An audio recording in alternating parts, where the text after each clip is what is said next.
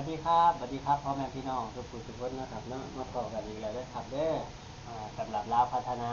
ของวันที่15นะครับเนาะมื้อนี้ก็เป็นวันจันทร์วันจันทร์นะครับวันมื้อแรกของลาวพัฒนาเนาะสำหรับลาวพัฒนานี่ก็จะมีทุกๆวันจันทร์อังคารพุธพฤหัสศุกร์5 มื้อเลยบาดเนี่ยอิ่มหนำสำราญเลยบาดเนี่ยผู้ใดโชคบ่มีดวงบ่มีก็แห้งๆกันเป็นแถวเลยแหละอันเนี้ยประมาณนี้นะครับเขามาเบิ่งช่องนี้นะครับเด้อเขามาเบิ่งช่อง VIP เด้อจะพาสิรวยเด้อฝากกดติดตามนั่นนะใครยังมากดติดตามก็ได้ใครที่กดติดตามแล้วก็กดถูกใจกดไลค์กดแชร์กดส่งสติ๊กเกอร์มาให้น้ำก็ได้หรือว่ามักเลขใดก็พิมพ์มาส่งมาหานะครับที่ได้เชื่อมต่อกันมันจะได้หากันง่ายขึ้นนะครับงามลงคลิปแล้วพัฒนามันก็จะไปหาทุกๆคนที่คอมเมนต์มาดูกดถูกใจกดสติ๊กเกอร์ส่งมาอย่างที่ก็ได้นะครับเนาะหรือตำหนิติชมอะไรก็ได้ครับเด้ออาจารย์มันเป็นอย่างนี้มันเป็นอย่างนี้ไม่ดีเลยอย่างนั้นอย่างนี้อะไรประมาณนี้นะครับก็ได้ทั้งนั้นเลยครับเด้อได้ทุกอย่างเลยครับขอขอบพระคุณหลายๆนะครับฝากเนื้อฝากตัวนะครับฝากเนื้อฝากตัวนะฝากเนื้อฝากตัวด้วยเด้อผู้ใดเรื่อยๆก็ซอยค่าน้ำค่าไฟอะไรนะครับ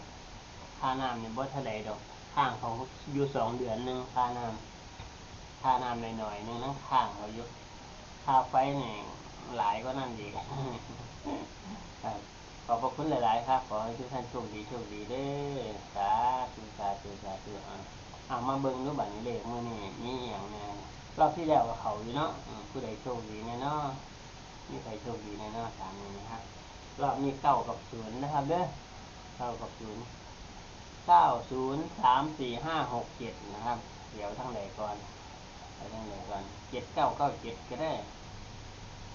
5995ก็มี3993ก็สวย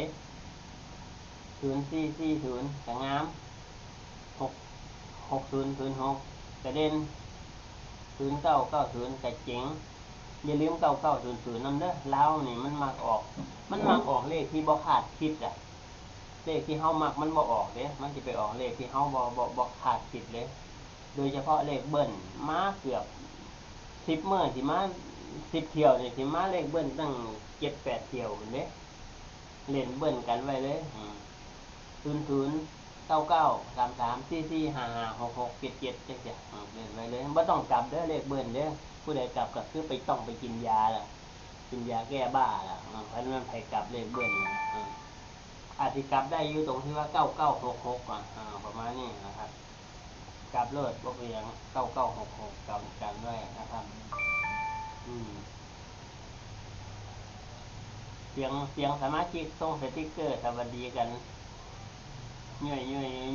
1,000 กว่าคน2,000 กว่าคนถ้ามัน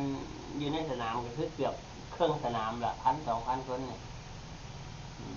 ย่อยไปย่อยมาอย่างนั้นถามกันนี่หันว่าเอาเลขใดดีฮะเอาเลขใดดีฮะที่หันคอยมักเลขนั่นเจ้ามักเลขนี่เอามามักใส่กันเอามาผสมกันก็ได้ผู้นึงสมมติว่าผู้นึงมัก1 กับ 2ผู้นึงมัก8 กับ 9เนี่ยก็เอามาจับคู่กันเอาเลขเจ้าคือบ่คือเลขข่อยจังซี่อย่าไปเว้าเพราะว่ามันอาจสิมาทั้ง2คนก็ได้อาจของผู้นึงอาจสิมาบนของผู้นึงอาจสิมาล่างจังซี่ประมาณนี้ถ้ามันเป็นจังซี่จับคู่กันบ่ได้เด้เพราะอันนึงมาบนอันนึงมาล่างไปคนละทิศเลยนอกจากลูดวิ่งบนล่างจังก็สิได้กินประมาณนี้นะครับเนาะทำนี้ก่อนนะครับเนาะเดี๋ยวจะค่อยคุยกันใหม่นะครับมื้อนี้เอาทำนี้ก่อนก็แล้ว